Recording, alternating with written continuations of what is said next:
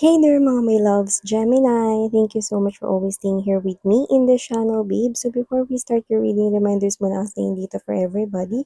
So just pick up only the messages you think are for you. At kung feeling mo na ang reading na to ay for you, then this reading might be really for you. And of course, this is timeless as well. So, yan. So yun yung mga babes, no, na tayong gender dito, bae, lalaki, LGBT, cross-watchers who can flip roles if you want. And at the end of the day, always have their free will. And hi nga pala sa mga new subscribers. Hello sa inyong lahat, ako po siyan. At sa mga pabalik-balik na mga viewers na thank you so much sa inyong walang sawang support. So let's go ahead. No? Ano may yung mga mensahe ritong dapat mong malaman? Gemini. So, thank you so much, Archangel Michael, together with the angels and spirit guides. Tell me something about my Gemini people, please. Ano yung mga mensaheng paparating kay Gemini, mga dapat nilang malaman? This is for Gemini. Just take only what resonates, guys. Gemini.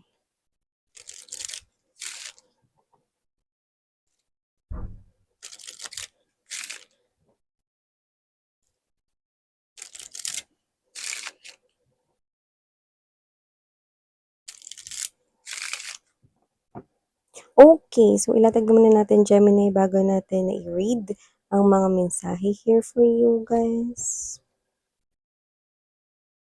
Have here the addiction, wedding rings, photograph, date, palm tree, heartbroken is also here, coffee cup. Oh,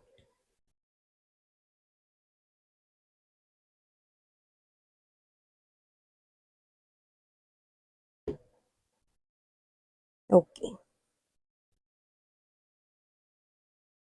So, Gemini, nakikita ko dito mga babes, no? Just take what resonates, no? Meron ba ditong ikakasal? Pero I'm also picking up right here, future, no? So, this is timeless, pero posibleng bago kayo maikasal ng person or person na nakatakda sa inyo, pwedeng meron kayong kaharapin na parang challenge to the point na pwedeng misunderstanding lang yun, pero posibleng lumaki at posibleng maging reason kung bakit mapapatigil muna or mapapahinto muna yung wedding. So, nakita tayo ng ganyan pero hindi yun mag-resonate para sa lahat. So, posibleng may challenge kayong kaharapin ng partner mo bago kayo tuluyan na mag-tie ng knot sa isa't isa or bago kayo maikasal.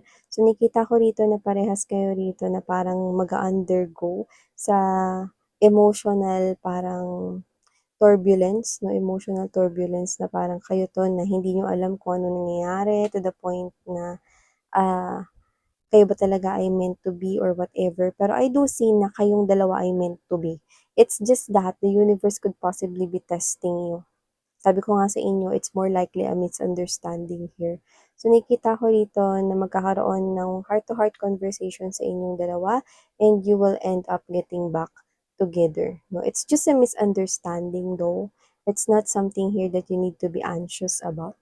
Okay? Or to be worried, no? Kayo. So, hindi kailangan ng ganun. Okay? I do see na yun ay normal naman when it comes to partners. Okay? So, I do see na kailangan ninyong humarap muna sa isang pagsubok na posibleng sumubok sa inyong katatagan ng iyong partner. Pero yun nga, just take what resonates with you, guys. I do see as well, no, na Gemini, I'm seeing na meron ditong makikilala kayo. Someone here is planning na magpakilala sa inyo. This is someone here na posibleng stranger sa inyo or pwedeng kilala niyo siya or kilala niya kayo sa pangalan pero never kayo nag-usap. Alam mo mga gano'n, kunyari schoolmate mo, alam mo lang yung pangalan pero hindi naman kayo close, hindi din naman kayo friend, no? Or pwede naman katrabaho mo pero dun siya sa kabilang department. Never naman kayo nagkaroon ng interaction kasi hindi naman sila yung first ninyong nakakausap pag meron kayong ka-transaction when it comes to work, may ganun.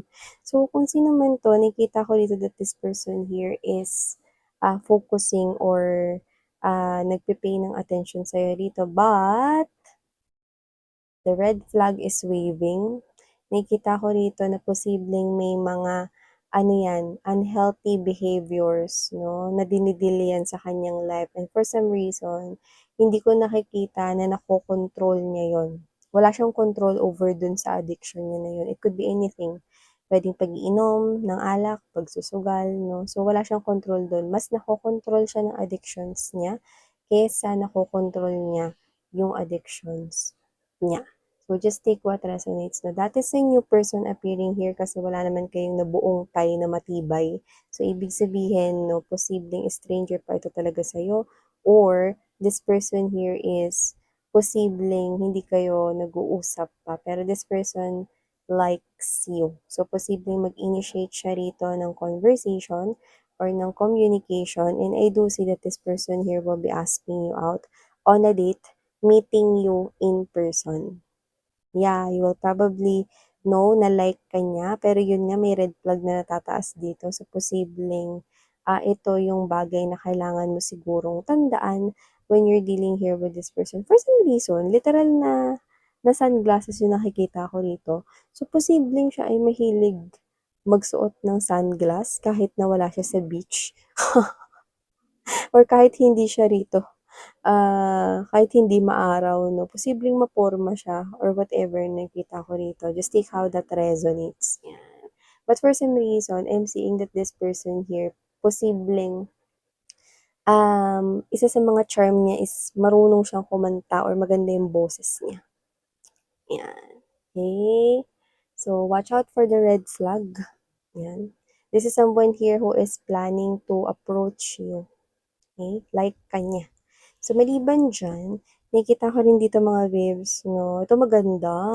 Nakikita ko rito na aalalahanin ninyo 'no, ibig sabihin, ito in the future ko 'to nakita, aalalahanin ninyo yung mga araw na walang-wala kayo sa pera, aalalahanin ninyo yung mga araw na nahihirapan kayo, naso-short kayo sa money, finances, or nahihirapan kayo maghanap ng trabaho, aalalahanin niyo na lang yun. Bakit? Bakit, miss yan? Kasi with the palm tree, I'm seeing you right here that you are now securing your stability when it comes to your money and finances, coins. Permanente na finally, yung pinagkukuhaan mo ng work, I'm seeing you right here getting the job that you want, and you are not a probationary anymore, but you are now regular employee. So, kung sino man yung mga nakaka-resonate dito, maybe bago tong work ninyo, tas diyan na kayo magtatagal. I'm seeing growth in you sa skills mo, pati na rin yung well-being mo umaayos na rin. No? And I'm seeing na may tuloy-tuloy rito na pera. At diyan ka na talaga magtatagal, no? At yan na talaga yung magko-contribute sa mga skills at pag-enhance ng mga kaalaman at skills mo, no? Aalalahanin mo na lang yan, no? Kasi mapupunta ka na sa sitwasyon na ganyan, okay? So, alam mo mga babes, no, grab and grab every opportunity na nararamdaman mong worth grabbing kasi every opportunity leads you, no? It's like a door. It leads you to somewhere, okay? So, isa sa mga door na yan is yung pathway moving towards this palm tree. Palm tree is a symbol of permanency, stability. Yan, sinikita ko yan here guys, no? And also, I do see someone here, no, na may iba sa inyo pwedeng malungkot kayo, pero kung hindi kayo to, no, there's someone here connecting sa energy ninyo, no? Pero kung kayo to na malungkot ngayon, nakikita ko na hindi yan magtatagal. Okay? Kasi nakikita ko na may pag-shift dito ng energy ninyo. I do see from being heartbroken, nakikita ko na mapapalitan yan, no, ng healing. And nakikita ko rito na posibleng meron ditong bagay na pagkaabalahan ka. Nakikita ko rito na makakalimot ka sa kung ano man yung nararamdaman mong pain. So, hindi ko alam kung ano yung matatagpuan or madidiscover mo dito na parang hobbies or interest, and you will find yourself na parang umaayos yung energy mo, gumaganda yung mood mo, no? And I think you're gonna start from there. Parang nahanap mo dito yung right na dapat mong gawin, no? Nadidistract ka ng bagay na yun from thinking of your negative past experiences. From experiencing the sadness and all of the nostalgia in your energy, I'm seeing that you are being distracted from feeling all of those negative or toxic uh, emotions and feelings, no? So I think you're regaining your power. You're starting to regain your power here because of that newfound interest or newfound hobbies right here. Maybe you found yourself that, ay okay pala 'tong pagluluto, nakakalimutan ko yung problema ko, 'yan, 'di ba? So, I'm seeing you dwelling more in cooking if that's the case or whatever, kung ano man yung hobbies na yan na ma-discover mo, 'no? Maybe yung iba, "Ay ang ganda pala laruin nitong laro na 'to, nakakalimutan ko yung oras." 'Yan, 'no? Nakakalimutan ko rin yung iba kong problema. So, I'm seeing you giving yourself to that hobby or to that interest. Yan. So, nakikita ko dito mga babes, no, na with this energy of copy, cup, axe, and there's this mass, this is probably the energy here of someone na feeling niya meron siyang grave. Alam mo yung grave na scene? Parang meron siya ditong nagawa sa inyo na alam niya na hindi yun mapapatawad ng basta sorry lang. And the axe is a symbol of stabbing in the back. Eh, ma-paper cut ka nga lang, magdudugo na, 'di ba? Masasaktan ka na. Eto pa kayang i-stab ka ng palakol. Tinarak sa dibdib mo, 'di ba, or sa likod mo. So, nakita ko na kung sino man 'to na this person here knows na nag-commit siya ng isang grave sin sa'yo or pagkakasala, kasalanan sa'yo, no? But this person here is too afraid to confront or to talk to you in person. Pero gusto niya mag-usap kayo. With the coffee cup, posibleng makipagkita itong tao na to sa'yo. But whoever this individual is, hindi na siya umaasa na mag-yes ka dyan. Hmm? Hindi na siya umaasa na mag-yes ka na makipagkita sa kanya. Gemini. Yun yung nakita ko rito. Yan. And also, meron ba ditong friend kayo or meron kayo ditong kakilala na pwedeng close nyo rin, no, na malapit na siyang ikasal or nagpaplano na siya rito ikasal or hindi mo alam na ikakasal na siya. Meron dito someone around you na ikakasal na siya. Posibleng hindi niya alam, so maaaring may nagpaplano sa kanya ng wedding proposal. Yan. So, kung sino man yun, no, ka-excite-excite, no, Miss yan, bakit naman nakagift pa pati yung friend ko? Kasi kung sino to, posibleng madalas mo siyang nakakausap, no, or ikaw yung isa sa mga taong pinagkakatiwalaan o pinagsasabihan niya ng lahat. So, siguro may boyfriend siya rito, no, or may ka-relationship siya, wala tayong gender, at wala siyang kamalay-malay na one of these days, eh, may magpo-propose na sa kanya. Or baka, ikaw yung isa sa main na parang kakuntsaba rito, no, para maisagawa itong wedding engagement surprise para sa iyong friend. Baka best friend mo ito, no, at ang kanyang special person ay posibleng mag-uusap kayo about this surprise nun. Parang ikaw yung ano, alam mo yun, yung parang ikaw yung magdadala sa kanya sa place na yun, no, sasabihin mo na kunwari meron kang gagawin dun, pero yung pala isa pala yung paandar. Isa ka ritong, kakuntsaba, yun yung nakikita ko rito, yan. So, maliban diyan nakakita rin ako na kung may friend mo ritong ikakasal, meron ka ring friend na broken hearted at posibleng ito ay nangyari na or nangyayari ngayon, 'no. So, nakikita ko rito na posibleng yung friend mo is nasa rocky road sila ng kanilang relationship ng partner niya at posibleng broken-hearted siya rito kasi hindi sila okay, 'no. So, yung iba posibleng mauwi yan sa breakup, Gemini, 'no, or yung iba naman is posibleng, mag-hang on pero yung pagkapit na yan is parang ang hirap, 'no, kasi habang nakakapit siya sa relationship na yan parang wala siyang kasiguraduhan.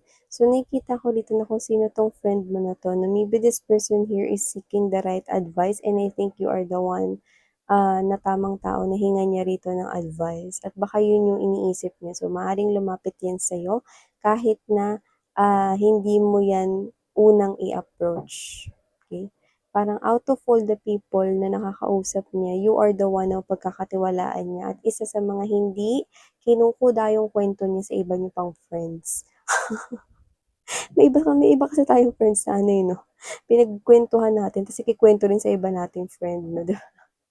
Pero itong person na 'to nakikita ka niya rito sa pagkakatiwalaan Gemini, 'no, so maaaring makarinig ka ng isang nakaka-emosyonal na kwento nila ng kanilang person dito 'no or madramang kwento, 'yan. So, nakikita ko dito that you need to prepare here yourself 'no, kasi kung sino man 'to posibleng natotorete ka na rin dito sa relasyon nila, hindi ka naman kasali diyan, pero parang masakit na rin yung ulo mo. So, I think ito yung friend mo na siguro pinapayuhan mo noon pero hindi nakikinig 'no, pero alam niyang ikaw pa rin yung pinaka makakapagbigay ng maganda-gandang advice sa kanya, Gemini, 'yan. So, maliban diyan nakita rin ako dito na meron ditong energy ng person mo, 'yan. Person mo na kung ikaw man talaga nasa isang relationship, I'm seeing that your person this is an LDR, I think, connection. Your person here misses you every time. Lalo na yung mga parang bagong ano lang, bagong alis lang 'no or parang bagong punta lang sa ibang lugar or ibang bansa maybe because of work or because here of vacation. I'm seeing that that person misses you a lot every time. I'm not saying na 'pag tumagal na siya ro'n, eh, hindi ka na niya mami-miss every time. Actually, nakikita ko rito 'no, na this person here likes you so much. So, nakikita kong babalik siya sa arms mo.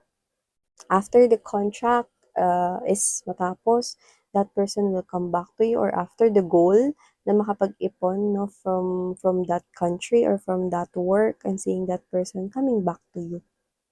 That person loves you. And for a lot of you, that's a strong LDR connection. Doesn't have to be na sa ibang country, pero nakikita kong babalik siya sa piling mo, 'yan. So, I'm seeing that that is the person you're meant to be with. That person is holding a lot of love for you, Gemini. So I'm seeing you being reunited by that person because that person is someone you're meant to be with. Wow! So yeah, ito yung mga mensahe nakuha ko here for you guys. Ayun, nakuha ko mga mensahe for you guys na naputol. Yan, no? Sana heyo, love and light.